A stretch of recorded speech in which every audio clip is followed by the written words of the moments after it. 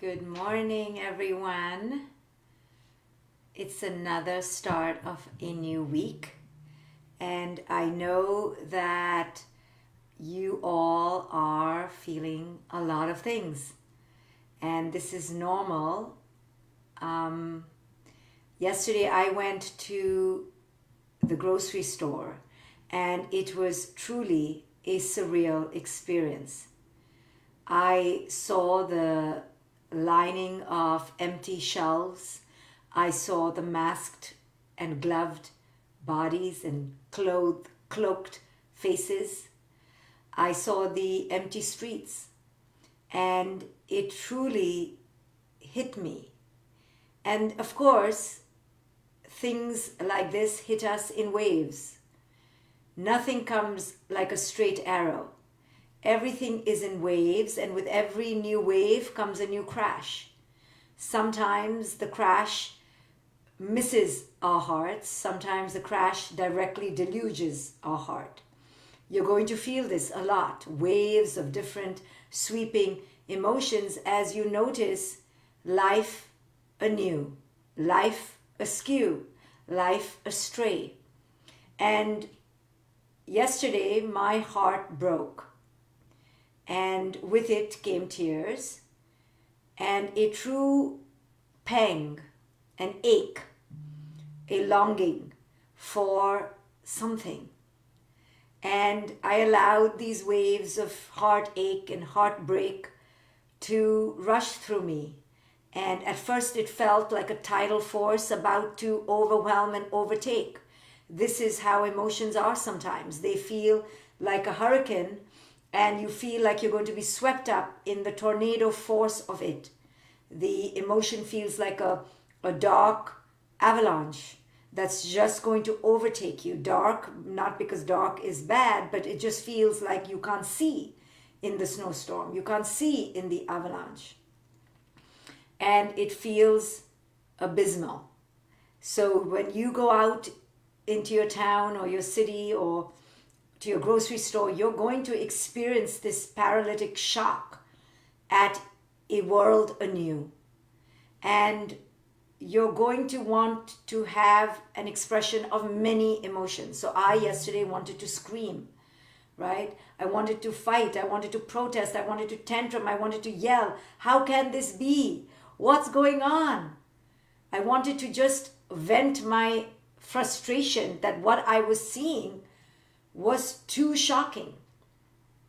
Notwithstanding noticing the constant stream of data about deaths and pandemic uprisings in different communities and people living in fear. I mean, all of that subconsciously seeps into you, yes?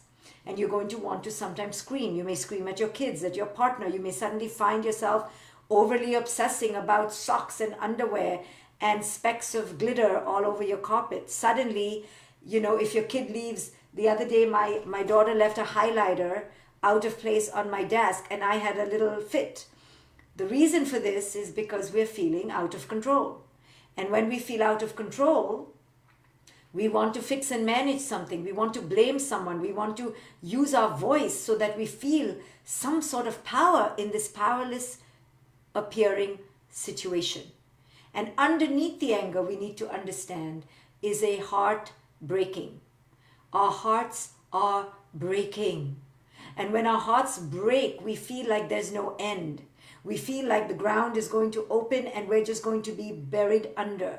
This is why big feelings, especially with our children or in times of grief and death and mourning, feel so apocalyptic, so scary, cataclysmic. It's because heartbreak is really painful. And so we cover up the pain with some sort of control. And now we're looking for control. We want to fight, we want to yell, we want to scream, we want to go, what is going on here? Right? And so we are looking for blame. But then yesterday, as I too wanted to blame someone, who is doing this? Where is the enemy? We do this always in interpersonal relationships. The other is the enemy. Our inner children rail against the loss of control. We want control. Human beings want control. And when our hearts break, that is a time where we are exposed to our powerlessness and groundlessness as a human species, as a species. And that is so painful to confront that we cover it up with a desire for control. So yesterday I was screaming, I'm looking for the who. But then I paused and I realized, who is the who? Who is the who here? The who is a virus. The who is a force of life. The who is a version of life itself. The who is an energy. Who? And that's why this moment in time is so historic, not only in its unprecedented nature, but also historic in its capacity to really expose to us how we need to grow emotionally. But yes, very painfully. So as I began to ask who, where is the enemy? Where is the who? As we always do when we're upset, who is to blame? Who left the shoes here? Who is not at dinner at the right time? Who is not getting the right grades? Who is disrupting my rise in my career? Who is making me unhappy? Who? And as I began to ask who, and no answer came, as there is no real answer to the who, because the who lies outside, and the virus is certainly not the who. So who? Then I realized I'm asking the wrong question. The question is not who. The answer will not be found in the question who, but in some other place. So I began to move from the who into the what. And I began to ask, what is the real problem? What am I really upset about? Not who am I upset about, but what am I upset about? So I shifted the who to the what. And it's in the examination of the what, as I talked about yesterday, the what is found in the mirror. Not looking in the mirror allows us to pretend it's a who. Looking in the mirror makes us look at the who within us, but the what within us. So what is it? And as I began to look for the answer, I began to realize that this question, this line of introspection, this kind of thinking moves us away from the helplessness to the courage, from the anxiety to its transcendence, from the heartbreak to the heart make.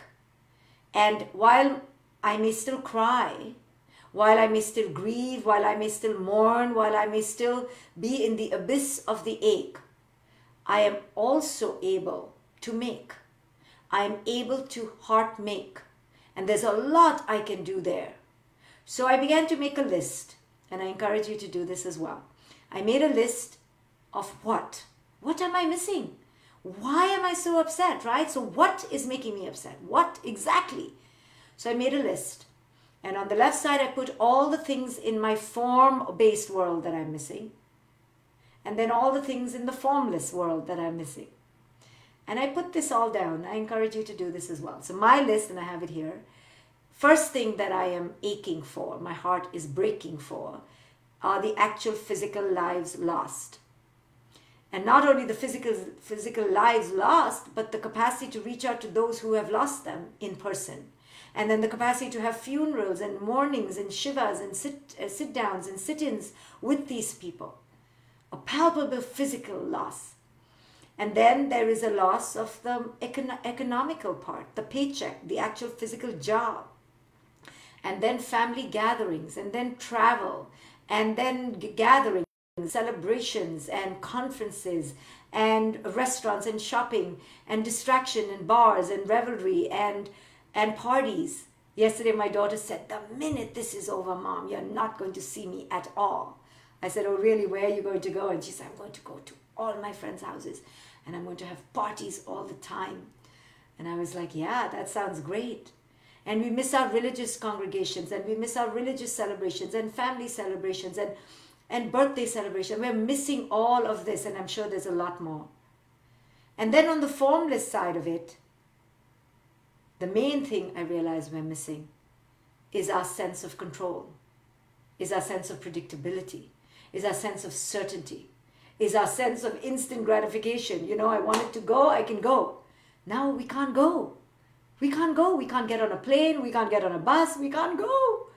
So this instant gratification that we had become so indulged in, so entitled to, the sense of predictability, the sense that we were in charge, all that comfort and illusion is gone. Poof, just taken away. And even the virus that's taken it away is a poof. You can't even see it. You can't even catch it. You can't even put it in jail. You can't lock it up in a room. The criminal is taking everything away. And it's this sudden taking away that has shattered us, if we allow it to. And then it's taken away our familiarity, our ease, our comfort, our certainty, our sense of normalcy. So when I think of these things, my heart breaks. I want to cry. When I see the empty streets, I'm immediately seeing what is not. I'm immediately plugging into the lack. I'm seeing emptiness and I'm equating it to loss. I'm seeing grocery stores with people walking 6 feet apart. I'm seeing faces that are covered and I'm seeing loss, and I'm seeing loss everywhere. And I'm plugging into the loss and my heart is breaking. So here's the thing. While we cry, while we are experiencing anxiety, we have to understand that maybe we're not looking in all the right places. Maybe we're not looking where we need to be looking. Maybe we're just being caught by what our eyes are seeing right away, but we're not seeing behind what the eyes need to see. So when I teach wisdom in all my courses, I talk about the form of life and the formlessness of life. And the form of life is what we see and sense. And we, as unconscious, asleep human beings, we are so caught up in the form of life. And we're chasing form all the time. And I have talked about innumerable times in my courses that this form is an illusion. It's transient. It makes us believe it's here to stay, but it's never here to stay. And then we're trapped in the attachment, and then we're shocked by the loss. But really, when we understand formlessness, we enter and tap into eternity. The formless is never empty. The formless is never lacking. The formless is never scarce. The formless is never empty. It's full. So I began to ask, okay, where is the formlessness right here in the empty streets? Where is the formlessness right here behind the masked faces? Where is the formlessness here that I'm not seeing? Just like we cannot see the virus. Just like the virus is in the formless. Which is why it's so hard for us to grasp. Because there isn't a who. There isn't a quantifiable other that we can catch, imprison, lock down. No, this virus is in the air. It's in the formless.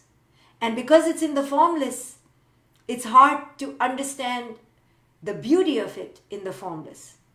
And I too yesterday got trapped in the form and the emptiness of form and the lack of crowd and the lack of people and the lack of bodies and the lack of faces and the lack of predictability and the lack of tangibility.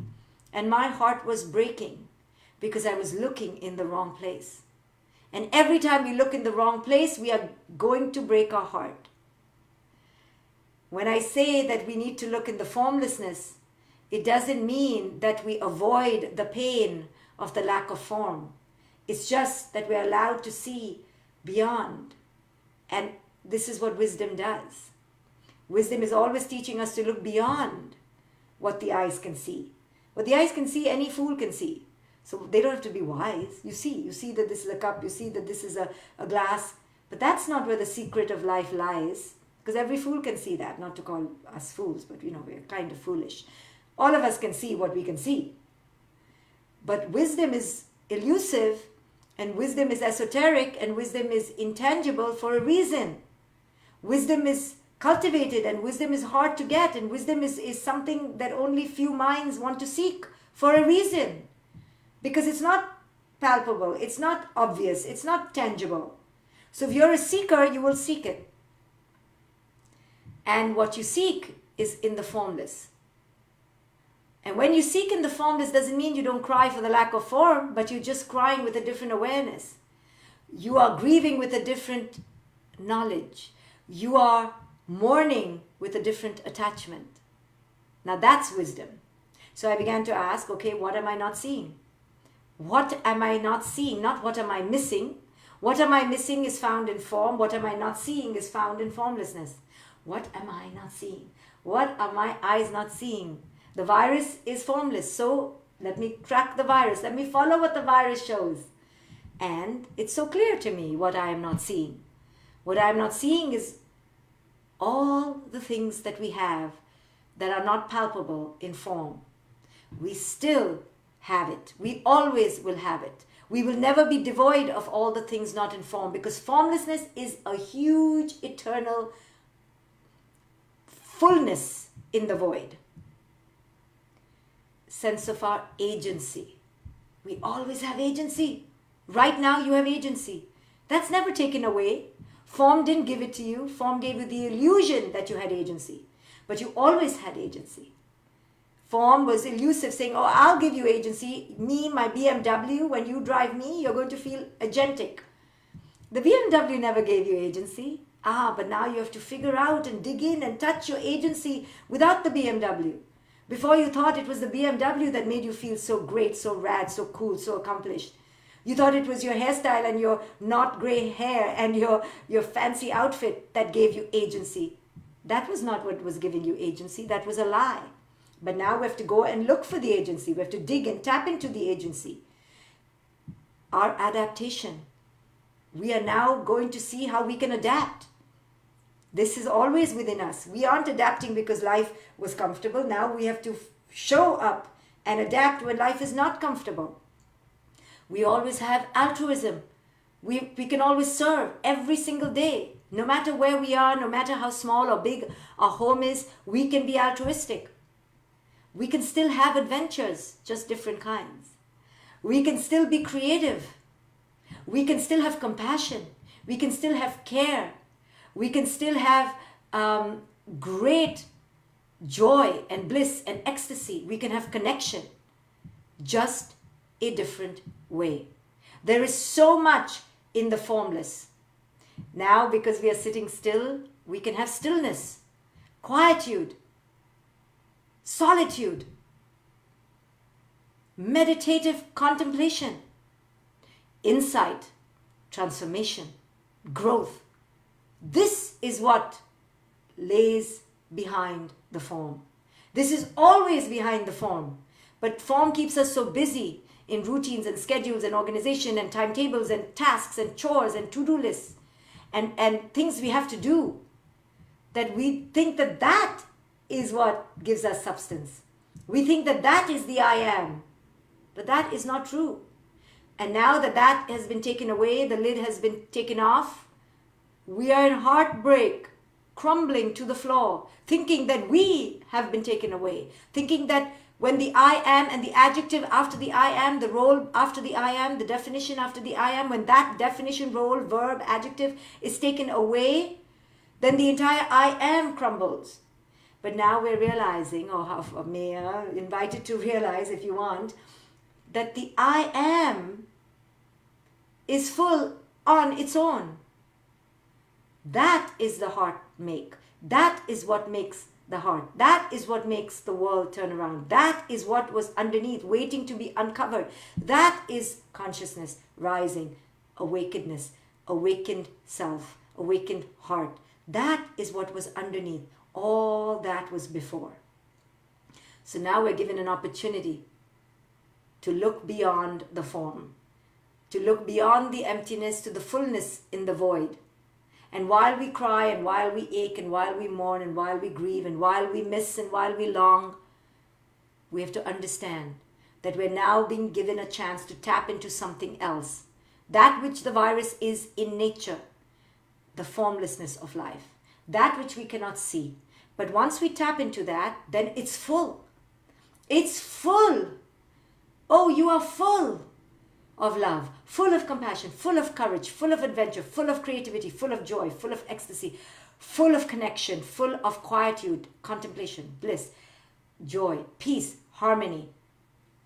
Full. Who said you are not full of that? But you're being asked to tap into that. Before you were on the ventilator of that. You were borrowing, you were simulating, you were distracted, you were seduced, you were using an accomplice, a surrogate for the making of the heart. And now you have to become the maker. You are the maker. You have to activate that power, that agency, that destiny, that courage. It's you now. And you're falling apart. You're like, I can't do it. I can't create my own ecstasy, bliss, joy, seduction, creativity, connection. I need the others. I need the others. I need the others on the outside. So many of us are just waiting, to put on the news and wait for the, it's over. Halloween is tomorrow. Don't worry. Christmas is coming, right? We want the same. We want this to be over. We want the news to say tomorrow, the cure has been found. But it will never be like that. Because this is not a definitive moment in time. There, in terms of like yes and no, past and future, life does not work like that. Life is eternally a cause and effect and a cause and effect and a cause and effect and a cause and effect, cause and effect. And we're trying to find the answer because we want to feel control. And we're waiting for the solution because we want to feel control. But life doesn't work like that. It's never and You know, when couples break up, one will always ask the other, when was it? Tell me, when did you stop loving me? And the other one goes, I don't know. It was a very gradual process. And, I don't know. And then the other one will go, what? This has been going on for years? And the other one goes, yeah, a few. And the other one goes, I didn't even know? How did this happen? Right? And I'm not mocking people, I would talk exactly like this. Give me a time, give me a date, give me a moment when everything shifted. When was the epicenter? What was the epicenter? Date, time, place, person. This is because we want control. We want control over the other person's heart and mind. Tell me, damn it. And the other fool is like, I don't know.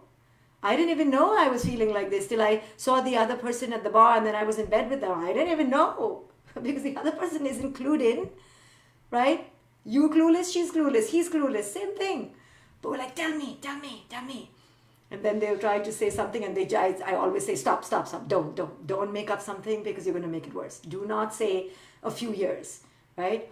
Because now you've just made it worse. But the truth is that what is always was. Nothing just comes about in a moment of creation, right? We want to think that we are created on day 1, day 2, day 3, day 4. Sorry to say, it didn't happen like that. Really, really, really sorry. It doesn't happen like this. You light a candle, make a wish, it goes away. You pray, it'll go away. This is infantile thinking. Sorry. The truth is, it's complex. It's huge. It's beyond your eye and mind. And we have to surrender to that huge, vast mystery of it all. The cause and effect has been happening forever. Since the day you got married, since the day you met, since the day you were born, right? So when the husband asked the wife, when did you stop loving me? Since the day I was born, okay? Because the seeds were sown then, okay? So this when was the moment, like, don't choke me, right? I don't know. Since the day I was born. It was my mother's fault, actually, since the day she was born. And only wise people can understand what this means. It means that nothing is just in this moment, yes? And that we want an answer for this moment is very cute and very sweet, but it's really childish, right? So just know you can ask for it, but it's childish. It's happening constantly, and there's so many forces and the multifactorial pressures and causes and effects beyond your eyes can see, from your grandmother, beyond her, to her ancestors, to the tribes, to the nations, to the trees, to the cheetahs, to the lions. This is the vast interconnectedness of life. So as you look for an answer, understand it's so sweet. It's your desire to know when Santa Claus is coming down the tunnel, down the chimney. And it's very, very, very sweet. But it's that level of consciousness. So the true consciousness comes in understanding that, wow, I need to really raise my consciousness. I really need to see beyond the form. I really need to understand what wisdom is. I really need to understand that I'm not a child anymore. And life is not giving me the candy I want. and I can cry and I can tantrum. But while I'm crying and I'm tantruming, I need to also understand that there's a lot I'm not seeing. And if I tap into all that I'm not seeing, I'm actually going to salve, soothe, balm, assuage, alleviate, and find joy again. So where am I going to look? In all that I don't have, or all that I can't see yet, right? And it's when you shift into the formlessness that you begin to understand that there is so much, that there is so much, that there is so much. And this so much was always there. So whatever was is. Oh, uncertainty is now, uncertainty always was. Unpredictability is now, unpredictability always was. Chaos is now, chaos always was. Stress is now, stress always was. Death is now, death always was. It's just maybe a different version, maybe a heightened version, maybe a lower version. It's just all in play as it always was. Because the universe didn't just come to be, and you just didn't come to be, and you're not the most important person as you are. Meaning we are not. We're not. This is just a speck on a mote of a sunbeam, I often say. We are a speck of a speck of a speck of a speck of a speck of a speck of a grain of sand. Sorry. That's how irrelevant we really are. But we're very important for this moment in time. But we're irrelevant in the grand scheme of things. So when we understand that, we understand, okay, now we're in another moment in time, and another moment in time, and another moment in time. And how we play it will, at least while we are in the land of the living, determine how we live. So how are you going to play it? Are you going to be in the heart breaking or in the heart making? Are you a breaker or you a maker? There is no one outside to create this reality for you. Only you can do it for you. So I've been reading the Tao Te Ching, which is a beautiful book by Lao Tzu. This is day 4 that I've been doing these courses every day here as much as I can on Facebook. If you're on my newsletter, you will get it in the newsletter. If you're on Instagram, it will be posted after this on Instagram at 12 p.m. Eastern. If you wish to share it with your friends, do so. I also have a lot of other courses which are more intensive, but you get a taste now of how I teach. If you do wish for those courses right now, they're at a huge discount. They're 50% off, and a lot of people have been buying them. So use this time to grow. But if you can't or don't want to, come here every day at 12 and I will be here. So now I'm on verse 4 of the Tao. The Tao is like a well, used but never used up. So the Tao is the way of the way of the way. How things are truly. And we don't know how things are truly because we've never cultivated our wisdom to understand how things are truly. So this verse says the Tao is like a well. The way of the way of the way is like a well. It's used, but it can never be used up. Because the way of the way of the way is infinitely expansive. It's wise. It's just there's no end to it. That's why if you get me to talk, I can't stop talking because I can keep talking about it because it's never used up. There's so much to talk about. It's endless. It's an endlessly giving way of life because you're looking at the formless, not at the form. The verse says, it is like the eternal void filled with infinite possibilities. So the void of the, you want to call it the space, the atmosphere, the galaxies, the intergalactic galaxies, the galaxies beyond the galaxies, the cosmos, the great not knowing, the great unknown, the great mystery, that is so vast. It looks like a void because you can't really see sometimes. So it looks dark because of its unseeing quality. But it is full of infinite possibility if you understand that you are to look at what you can't see as what you can see. It is in the unseen that is the seen. It is hidden, the Tao says, but always present. You just haven't seen it. Your eyes are too caught up in what you want to see by the sight that you can't see what the sight can't see. And the greatest example is love, altruism, connection, compassion. Those you can't see, but you see. How do you see love when it's not something you can see?